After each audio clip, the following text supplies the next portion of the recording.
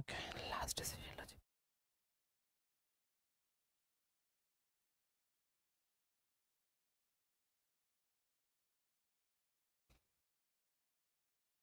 Hello good morning students. How are you? బాగా prepare అవుతున్నారా మీ కాంపిటేటివ్ ఎగ్జామ్స్ కోసం? సో నేను లాస్ట్ సెషన్లో మొత్తం నీట్ సిలబస్ ఏంటి, ఆహ్, ఏ విధంగా ప్రిపేర్ అవ్వాలి, అలాగే వెయిటేజ్ ఎంత అని టోటల్గా ఒక వీడియో చేశాను మన పిఏటి క్లాసెస్ ఇంగ్లీష్ ఛానల్లో. మీరు ఎవరైనా ఇన్ఫర్మేషన్ తెలుసుకోవాలనుకుంటే మీకు డిస్క్రిప్షన్లో లింక్ పెడతాను. సో ఒక్కసారి మీ ఆ వీడియోకి వెళ్ళి ఒకసారి వాచ్ చేయండి. సో ఈ వీడియో గనక ఈ సెషన్లో మనము ఏం చేస్తున్నామంటే మెయిన్గా నీట్ ఎగ్జామ్ ప్రిపేర్ అవుతున్న వాళ్ళకి టిప్స్ ఏంటి సార్, ఏం టిప్స్ ఫాలో అవ్వాలి సార్, నేను నీట్ ఎగ్జామ్ ప్రిపేర్ అవుతున్నాను, సో ఏ టిప్స్ ఫాలో అవుతే నేను మంచి మార్క్స్ని గెయిన్ చేస్తాను సార్, అలాగే రెఫరెన్స్ బుక్స్ ఏంటి, ఇలాంటి అంతా మొత్తం డీటెయిల్స్ అనేవి నేను ఈ సెషన్లో ఎక్స్ప్లెయిన్ చేస్తున్నాను. సో ఈ సెషన్ అనేది మనకు పార్ట్ 1, పార్ట్ 2, పార్ట్ 3 అనే 3 వీడియోస్లో చేస్తున్నాను. సో రెగ్యులర్గా మీరు ఫాలో అవ్వండి. పార్ట్ 1, పార్ట్ 2, పార్ట్ 3 ఓకేనా. సో ఈ టిప్స్ అనేవి నీట్ టిప్స్ అనేవి నేను 3 పార్ట్స్లో చేస్తున్నాను కాబట్టి so follow this video especially for NEET aspirant.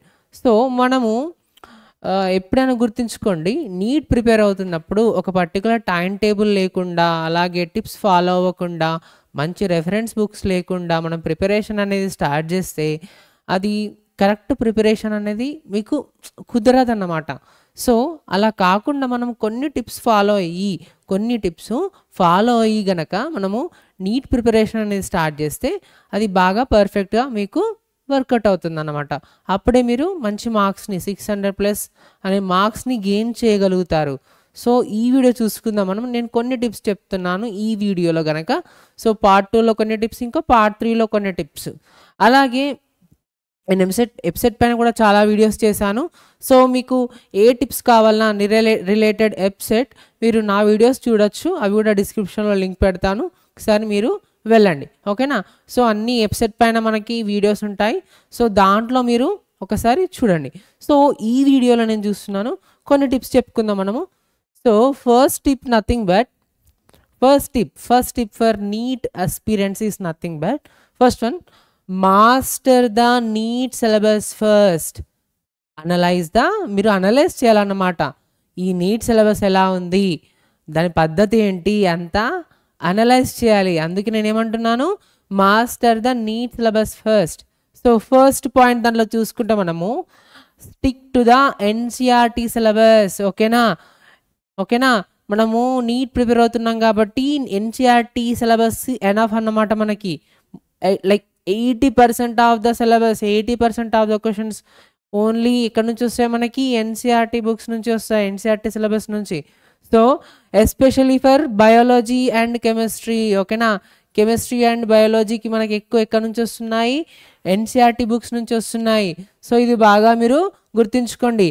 ఒక ఫిజిక్స్ మట్టుకు మాత్రం మనము రెఫరెన్స్ బుక్స్ అనేవి వాడాలి. ఎందుకంటే మనకు తెలుసు బైపీసీ స్టూడెంట్స్కి ఎక్కువ న్యూమెరికల్స్లో ఇబ్బంది అవుతుంది, కాబట్టి దానికి రెఫరెన్స్ బుక్స్ వాడాల్సిన అవసరం మనకు చాలా ఉంది. కాబట్టి చూడండి, మనం బయాలజీ అండ్ కెమిస్ట్రీ తీసుకుంటే కనుక మనకు ఎన్సిఆర్టీ సిలబస్ అనేది చాలా ఎనఫ్ ఓకేనా.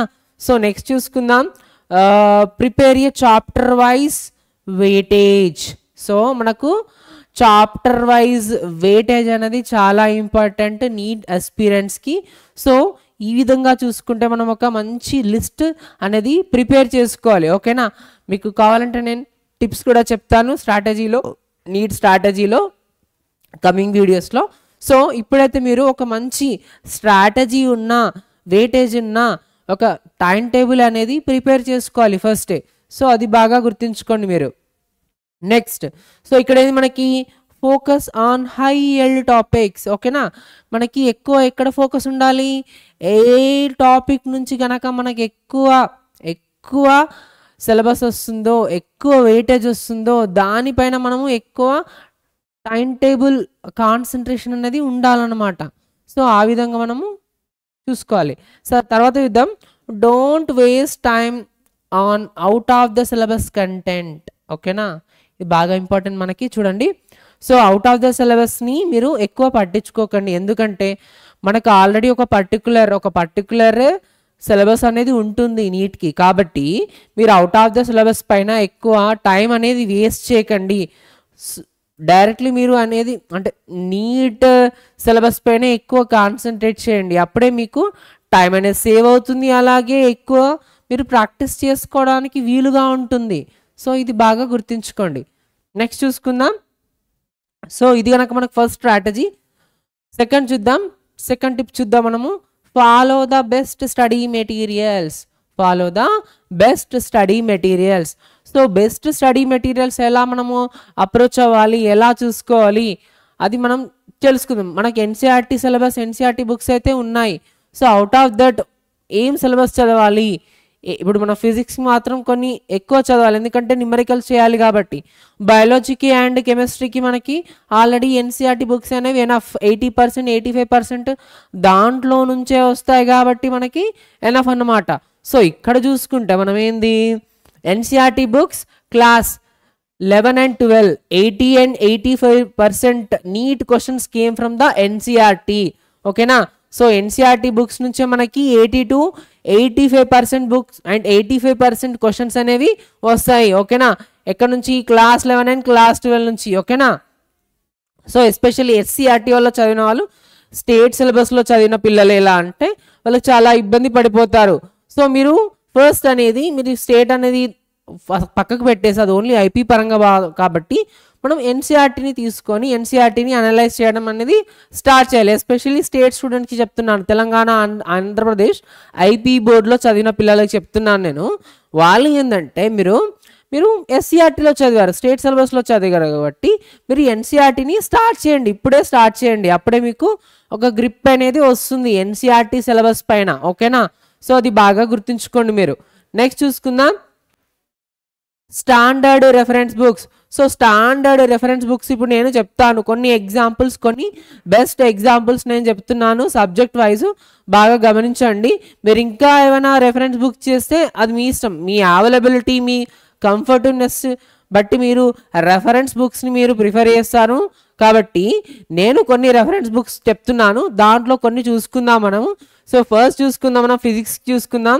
అల్టిమేట్ ఏంది మనకి హెచ్సి వర్మ ఉంటుంది, తర్వాత డిసి పాండే ఉంటుంది, తర్వాత ప్రీవియస్ ఇయర్ క్వశ్చన్ పేపర్స్ అనేవి చాలా ఇంపార్టెంట్ అన్నమాట మనకి. సో మనకి ఫిజిక్స్ పరంగా ఎంత మనకు మెయిన్గా ఈ ఫిజిక్స్ పరంగా HC Varma and DC Pandey అలాగే ప్రీవియస్ ఇయర్ క్వశ్చన్ పేపర్స్ అనేవి చాలా ఇంపార్టెంట్, ఆ ప్రాక్టీస్ అనేవి చాలా చాలా ఇంపార్టెంట్ అన్నమాట. సో నెక్స్ట్ చూసుకుందాం. నెక్స్ట్ ఏంది మనకి కెమిస్ట్రీ అన్నమాట. సో కెమిస్ట్రీకి చూసుకుంటే మనకి ఫస్ట్ వన్ ఏంది ఓపీ టండన్. ఓకేనా. ఫిజికల్ కెమిస్ట్రీకి ఓపీ టండన్ అనేది మంచి రెఫరెన్స్ బుక్ అన్నమాట. తర్వాత మనం ఆర్గానిక్ కెమిస్ట్రీ చూసుకుంటే ఎంఎస్ చౌహాన్ అని ఉంది. ఓకేనా. తర్వాత ఇన్ఆర్గానిక్ మాత్రం మనకు ఎన్సీఆర్టీ అనేది సరిపోద్ది, గుర్తుంచుకోండి. నేను చెప్పాను కదా ఆల్రెడీ, బయాలజీకి అండ్ కెమిస్ట్రీకి ఎక్కువ ఎన్సీఆర్టీ బుక్స్ని మనము ప్రిఫర్ చేయాలి. సో ఇన్ఆర్గానిక్ కెమిస్ట్రీకి మనకి ఏది ఎక్కువ యూజ్ చేయాలి, ఎన్సీఆర్టీ అనేది ఎనఫ్ అనమాట. ఓకేనా. మనకు ఆర్గానిక్ అండ్ ఫిజికల్ కెమిస్ట్రీకి రెఫరెన్స్ బుక్స్ ఉన్నాయి కాబట్టి మనకు ఇబ్బంది లేదు. నెక్స్ట్ బయాలజీ చూసుకుందాం. So biology NCERT is enough. ఓకేనా. బయాలజీకి ఏంది ఎన్సీఆర్టీ ఎనఫ్ అన్నమాట. సో ఒకవేళ మీరు ఇంకేం చేయాలి, ఎన్సీఆర్టీతో పాటు ట్రూ మ్యాన్స్ బయాలజీ అని ఒక రెఫరెన్స్ బుక్ ఉంటుంది. ఓకేనా. ట్రూ మ్యాన్స్ బయాలజీ అని ఒక రెఫరెన్స్ బుక్ ఉంది. అది ఎందుకు మనకి ఎక్స్ట్రా ఎంసీక్యూస్కి చేయడానికి చాలా ఉపయోగపడుతుంది అన్నమాట. మనకు ఎక్స్ట్రా ఎంసీక్యూస్ని చేయడానికి చాలా ఉపయోగపడుతుంది. ఏ రెఫరెన్స్ బుక్ ఇది, ట్రూ మ్యాన్స్ రెఫరెన్స్ బుక్ అన్నమాట. సో ఇది బాగా గుర్తుంచుకోండి. నెక్స్ట్ చూసుకుందాం previous year question papers and mock test. ఇది చాలా ఇంపార్టెంట్, గుర్తుంచుకోండి. ఇది ప్రతి దాంట్లో, ప్రతి కాంపిటేటివ్ ఎగ్జామ్లో చాలా చాలా ఇంపార్టెంట్ అన్నమాట. ప్రీవియస్ ఇయర్ క్వశ్చన్ పేపర్స్ ఎలా వస్తున్నాయి, ఏ మోడల్లో వస్తున్నాయి, ఏ క్వశ్చన్స్ వస్తున్నాయి, ఎక్కడి నుంచి వస్తున్నాయి, ఎంత వెయిటేజ్ వస్తుంది, ఇది అంతా మనము previous year question paper solve చేస్తేనే మనకు ఒక ఐడియా వస్తుంది. ఓకేనా. సో ఇది బాగా మీరు గుర్తుంచుకోండి. నెక్స్ట్ చూసుకుందాం. సో పీవైక్యూస్ మాక్ టెస్ట్ అనేవి చాలా ఇంపార్టెంట్ అన్నమాట మనకి కాంపిటేటివ్లలో ప్రిపేర్ అవుతున్నప్పుడు. సో ఇది మనకు అనదర్ టిప్స్. నెక్స్ట్ సో ఇంకోటి ఏంటంటే మనకు నీట్ సిలబస్, నీట్ వెయిటేజ్ ఎంత, నీట్ మార్క్స్ ఎంత ఒక సెషన్లో నేను చేశాను పార్ట్ 4లో. ఓకేనా, tips for NEET exam part 4లో నేను మొత్తం ఎంత వెయిటేజ్ ఉంది, మార్క్స్ క్రైటీరియా ఏంటి అదంతా చేస్తాను, మీరు ఫాలో అవుతూనే ఉండండి. ఓకేనా. సో నెక్స్ట్ ఏంది, థర్డ్ టిప్ తీసుకుంటే మనము stick to the well structured time table. Time table చాలా ఇంపార్టెంట్ చెప్పాను కదా, స్టార్టింగ్లోనే చెప్పాను. టైం టేబుల్ లేనిది మనం చదవడము అసలు కుదరదు. ఓకేనా, మనం అనుకుంటాం సార్ ఈ పర్టికులర్ టైంలో నేను చదవగలుగుతాను అనే కాన్ఫిడెన్స్ అనేది ఉంచుకుంటారు, కానీ అది కరెక్ట్ కాదు. పర్టికులర్ టైం టేబుల్ అనేది చాలా ఇంపార్టెంట్ మనకి ఏ కాంపిటేటివ్ ప్రిపేర్ అవుతున్నా. సో ఫస్ట్ వన్ ఎలా చేసుకోవాలి మరి మనము టైం టేబుల్ అనేది, divide your day into 3 study sessions. ఓకేనా, మన 24 అవర్స్ని 8+8 అనే 3 సెషన్స్కి మనం డివైడ్ చేసుకోవాలి. సో ఫస్ట్ 8 అనేది ఇక్కడ మార్నింగ్ సెషన్ అన్నమాట. ఓకేనా, దీంట్లో మనకు స్లీపింగ్ టైం, ఫుడ్ టైం అన్నీ వస్తాయి కాబట్టి అవి మనకు కొన్ని ఎక్సెప్షన్స్ ఉంటాయి. నేనేంటంటే కంపేర్ టు 24 పరంగా చెప్తున్నాను. సో మార్నింగ్ సెషన్ ఏంది మనకి, revise formulas and concepts. So morning అనేది ఎప్పుడు ఏమైనా ఫ్రెష్గా మనము 4 o'clock ఆర్ 5 o'clock లేచినప్పుడు ఏంటంటే మనం వేకప్ చేసినప్పుడు సో ఫార్ములాస్ అనేవి బాగా మీరు చదవాలి. నేను చెప్పాను, చాలాసార్లు చెప్పాను, ఫార్ములాస్ అనేవి మెమరైజ్ చేయకూడదు. ఫార్ములాస్ అనేవి దాని డిస్క్రిప్షన్, దాని డెరివేషన్ త్రూ మనము బాగా గుర్తుంచుకోవాలి, ప్రాక్టీస్ చేయాలి. ఓకేనా, నెక్స్ట్ చూసుకుందాం ఆఫ్టర్నూన్ సెషన్. సో ఆఫ్టర్నూన్ సెషన్లో మనం ఏం చేసుకోవాలి, solve practice question and MCQs. ఓకేనా, సో నేను చెప్పాను కదా మార్నింగ్ సెషన్లో ఏం చేస్తారు, ఫార్ములాస్ అనేవి బాగా మీరు ప్రాక్టీస్ చేస్తారు. సో ఆఫ్టర్నూన్ సెషన్లో ఏం చేస్తారు, అప్పుడు దాని రిలేటెడ్ ప్రాబ్లమ్ సాల్వ్ చేస్తారు, అలాగే రిలేటెడ్ MCQs అనేవి బాగా ప్రాక్టీస్ చేస్తారు. అంటే డే లిమిట్ అనేది పెట్టుకోవాలి మీరు, నేను ఇక్కడ వరకు కంప్లీట్ చేస్తాను, ఈ టార్గెట్ నేను కంప్లీట్ చేస్తానని పెట్టుకోవాలి. ఓకేనా. So evening session and night session, evening or night సెషన్లో ఏం చేస్తారు, revise short notes and previous mistakes. ఓకేనా, సపోజ్ మీ ప్రిపరేషన్ స్టార్ట్ అయ్యి 1 week అయిపోయింది. సో అప్పుడు ఏం చేస్తారు మీరు, ఈ 1 weekలో ఎన్ని మిస్టేక్స్ చేశారో ఒక్కసారి ఆ టైంలో, ఆ పర్టికులర్ టైంలో నేను ఏ మిస్టేక్స్ చేశాను అనేవి బాగా మీరు మళ్ళీ ఒకసారి రీవిజిట్ చేసేసి ఒక్కసారి ప్రాక్టీస్ చేస్తే గనక మీరు ఏ తప్పు చేయలేరు ఫ్యూచర్లో మీ ప్రిపరేషన్ టైంలో. సో అది బాగా గుర్తుంచుకోండి. రివైజ్ షార్ట్ నోట్స్ రాసుకుంటారు కదా మీరు. సపోజ్ మన PAT క్లాసెస్ మీరు ఆన్లైన్ క్లాసెస్ వింటున్నారు. సో ఇన్నప్పుడు ఏంటంటే మీరు షార్ట్ నోట్స్ అనేవి చాలా ఇంపార్టెంట్. ప్రతి లైవ్ సెషన్కి, ప్రతి డౌట్ సెషన్కి, ప్రతి రికార్డెడ్ సెషన్కి మీరు షార్ట్ నోట్స్ అనేవి చాలా రాసుకోవాలి. అప్పుడే మీరు అనేవి రివైజ్ చేసుకోవడానికి మీకు వీలుగా ఉంటుంది.